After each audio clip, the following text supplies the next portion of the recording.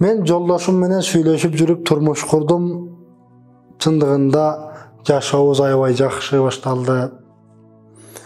Кайнатам мени ушунчалык жакшы көрөт. Ушунчалык өз кызындай көрөт. Эгер мен тамак жасап, картошка, пияз, аркы-беркилерди арчый турган болсом, аларды жейип кайнатам малга барып салат. Айылда жашайбыз. Дайым мага көмөктөшүп, жардам кылат. Кайнатамдын мага болгон мамилеси жүрөгүмдү аябай жылытты. Өз атамдай көрөм. Аябай мени жакшы көрөт. Жолдошум эртең менен жумушка кетет, кечинде келет. Ушинтип жашообуз уланып атты. 8 ай өткөндөн кийин байкуш жолдошум жол кырсыгынан каза болуп калды. Болгону менин бактылуу өмүр сүрөм деген жашоом, ушул жигитим менен бир өмүр жашаймын деген жашоом болгону 8 гана айга буланды. Ак жолук салынып келин болдум. 8 айдан кийин ак жолугум кара жолукка айланды. Алланын тагдыры экен. Ошентип жолдошум өткөндөн кийин жолдошумга болгон сый урмат катарында жолдошум жок, жолдошумдун үй бүлөсү менен 8 жыл өмүр сүрдүм. Бүгүнкү күндө бул көрүнүш аябай жомок сыяктуу угулат, же болбосо таң калыштуу. Жолдошу өткөн келиндер бүгүнкү күндө 4-5 ашып барды, 1 жылдан кийин кетип калат. Бирок бул келин 8 жыл жашаптыр. Акыры кайнатам, кызым, баламдын урматы үчүн 8 жыл жашадың. Биз сенден ыраазыбыз. Биз сага ыраазыбыз. Сен бактылуу болушуң керек. Болгону мага мен бактылуу боломун деп бир гана сөз айт, мага ошол жетиштүү деп кайнатам айтты. Мен үчүн чындыгында кетүү кыйын болду. Албетте үйрөнүп калгам, өзүмдүн үй бүлөмдөй көрүп калгам. Бирок кайнатамдын бул сөзүнөн кийин арга жок, кетүүгө туура келди. Кайнатама мен бактылуу болом деп айттым. Мен бул сөздү айткандан кийин кайнатам мени узатты. Ал жактан чыгып үйүмө келдим. Келгенден кийин өзүмдүн аркы-берки нерселерге аралашып, жумуштарга кирип, иштеп, жанагы жумуштардан акча таап, үйлүү болдум, бизнес кылдым. Бизнесим дагы чоңойду. Жакшы акча таап баштадым. Шаарда жашайм, салон болобу, башка нерсе болобу, аркы-беркилиге барып жасанам. Өзүмдүн жумушум менен таптакыр жашоом өзгөрдү. Кийин турмушка чыктым. Турмушумдан дагы жанагы жолдошум жакшы чыкты. Бүгүнкү күндө мен жашоомду ушунчалык бактылуу өткөрүп жатам. Мен ошол өз үйүмдөн мени кетирген кайнатама ушунчалык ыраазы болдум. Кайнатамдын мен бактылуу боломун деп айткызым, мага ошол жетиштүү деген сөзү мен үчүн аябай таасир этти. Ал сөздү мен актадым. Чындыгында бактылуу болдум, бактылуу жашоо сүрүп баштадым. Кайнатам мен ошентип кетиргенден кийин мен жашоом ушунчалык өзгөрдү. Мен чындыгында бактылуумун. Кайнатамдын айткан сөзүнө мен ыраазымын. Балким кайнатам мынтип айтпаганы дагы канча жыл өмүр сүрөр элем, бир гана Алла билет. Балким жолдошумдун күйүтүн тартып, дагы кубарып, ооруларым күчөп, ооруга дагы чалдыгып, канча жыл өмүр сүрүшүмө так кепилдик жок болчу. Бирок мен бул жактан чыккандан кийин ушунчалык бактылуулукка жеткениме аябай ыраазымын. Бүгүнкү күндө кээ бирки кайнене, кайнаталар бар. kelinine taптagыр күн көрсөтпөйт. Жолдошу эртемен жумушка кетет, кечинде келет. Жолдош келгенче жанагы келиндин үй бүлөсүнөн уккан сөздөрү так тамагына жетет. Барын чыгып келип туруп эмне жолдошунан чыгарып алат.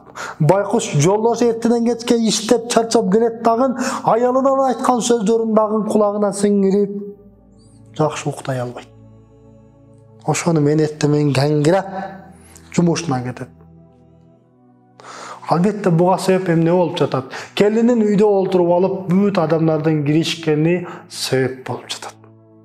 Балким алар өз кызындай мамиле кыла турган болсо, жанагы аксакал сыяктуу өз кызындай көрө турган болсо, келин үй бүлөсү менен болгон мамиледе ушунчалык бактылуу болуп, жолдошу жумуштан келсе жылмайып тосуп алып,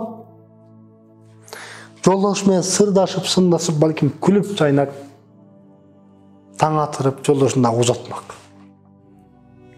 Бүгүнкү күндө мындай жашоо сейрек гана кездешет. Андай адамдар бар, жок эмес бар, бирок саналуу гана.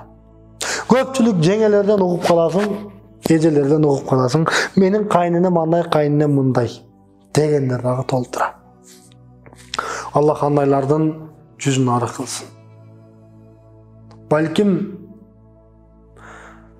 кайнына кайната өз кызындай мамиле кыла турган болсо, кайненжелер өз сиңдисиндей мамиле кыла турган болсо, балким келиндерибиз эң мыкты, эң кызматка дагы татыктуу өз кызындай болуп берет.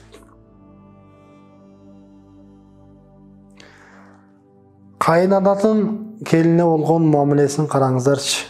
Эмне деген мамиле?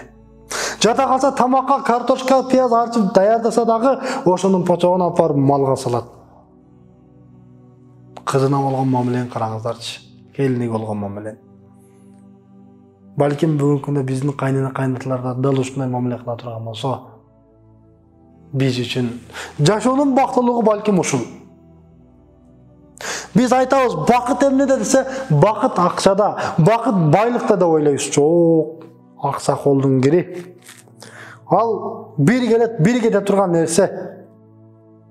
Siz erten менен жумушка кетип, кечинде чарчап келсеңиz, жылмайып балдарыңыз күтүп алса, бул бакыт эмеспи? Siz жумуштан чарчап, кыйналып келсеңиз, аялыңыз жылмайып, жылуу тамак менен күтүп алса, бул бакыт эмеспи? Siz sırttan çarçap çalgıp gelseniz, sizin ayalınız, ateneniz, baldarınız bardığı çoğu cılmayıp, dastarkan üstünde sizi kütüp alsa, bu bakt emez be. Albatta en çoğun baktına uşul. Siz jumuştan kıynalıp, çalgıp, çarçap gelseniz, ayalınız nerv sizi tosup alsa, kaydağı bakt.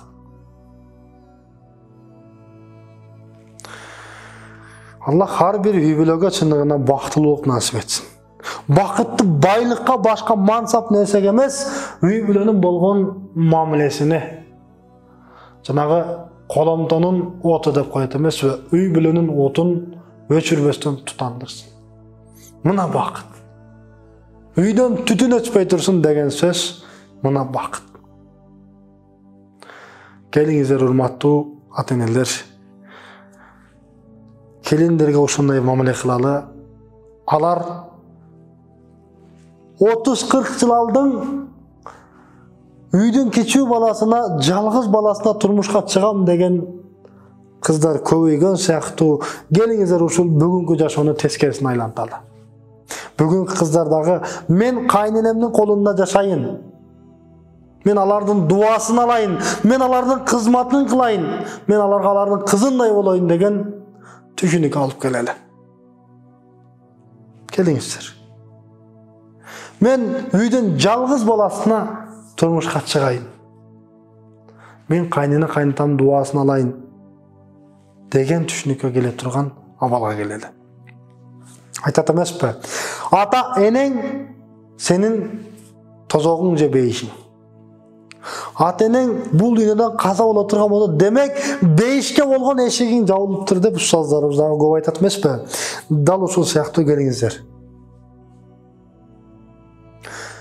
Келиндер, сиз Bala üçün ata-ene beyiştin bir darbazaları, eşikteri. Ata-enenin razı olmayınca Kuday razı olmayı deyip aytat emespe. Urmatlı jengeler, kelinler, sizlerдің дағы ata-enеңіздер, kayınine kaynatаңыздар. Kүйөөңүздөрдү разы кылыш үчүн анын ата-энесин дагы разы кылыңыздар, күйөөңүздөр разы болот. Albatta kaynene kaynata kelinin ушунчалык mактап таптап турса, күйөө балага кантип жакпасын ал нерсе. Жолдошуна кантип жакпасын. Albatta ушунчалык бакыт. Ошондо күйөөңүз разы болот. Siz kaynene kaynatанын сөзүнө ушунчалык кулак салып, аларды угуп, алардын кызматын кылсаңыз, алар сизди мактайт. Демек алар мактаса, сиздин күйөөңүзгө дагы демек жагат. Бүгүнкү жашоодо болуп аткан окуялар эле баарын кездешет, көбү билет. Сенин ата-энең андай, сенин ата-энең мындай деп күйөөңүзгө айтып көрүңүзчү. Абалы кандай болот? Мен ата-энем үчүн жашаймын. Эгер мен ата-энеме мындай мамиле кылып турган болсоң, анда кет деп жолдошуңуз айтат. Мен сени менен жашабайм деп айтат. Туура анын неге? Анткени анын ата-энеси. Siz anın ata-enesine özünün kızınдай мамиле кыла албасаңыз, жолдошуңузду кантип ыраазы кыласыз? Кантип бактылуу кыласыз? Барлык нерсе келип эмне? Келин менен кайнене, кайнатанын мамилесине такалат. Келин канчалык мыкты боло турган болсо, кээ бирки көрө албаган кайнетелер дагы бар. Жамандап сыгып турган дагы кайненелер бар. Аларга дагы мен акыл үйрөткөндөй болбойын, өз баласындай сунуш айтар элем. Келиңиздер. Келиңиздерди өз кызыңыздай көрүңүздөр. Өзүбүздүн бактылуу жашоону куруш үчүн өзүбүздөн баштайлы. Жакын туугандардан баштайлы. Албетте алардын катарында келинибиз дагы жок эмес. Siz kendinizge ушунчалык мамиле кылыңыз, келиниңиз сизге ушунчалык мамиле кылсын, чыныгы бактылык жашоо мына ушул. Бул окуядан ала турган сабак караңыздарчы. Жолдошунун урматы үчүн 8 жыл жашады. Кордук көргөн жок. Неге? Анткени кайнене кайнатасы мыкты болчу. Kaynatası akıllı mıktı olgandığı üçün kızına, keline уруксат берип жолго салып атат.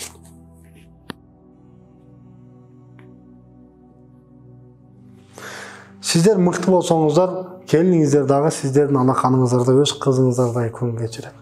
Эгер сиздер жаман кылсаңыздар, жаман болсоңуздар, анда келиниңиздер кордук запкы менен өтөт. Albatta al kelin менен сиздердин гана ортоңуздарда кылбайт. Балким келечектеги нечен деген балдардын тагдырын сиздер чечип атасыздар.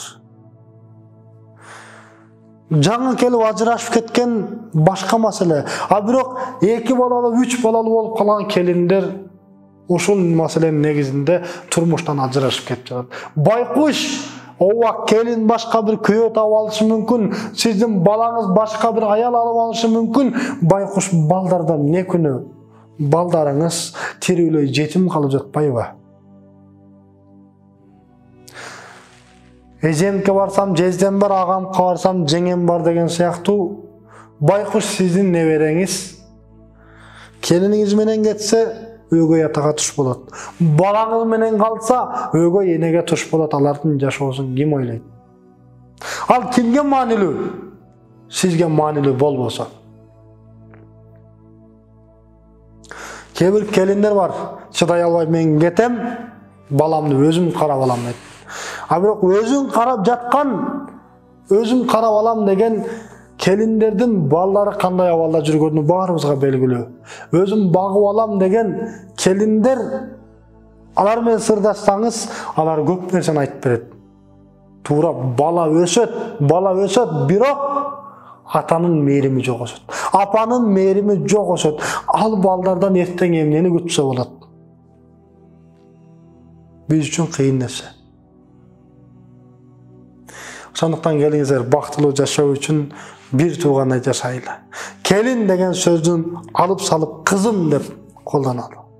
Күйөө бала деген сөздү алып салып балам деп колдоналы.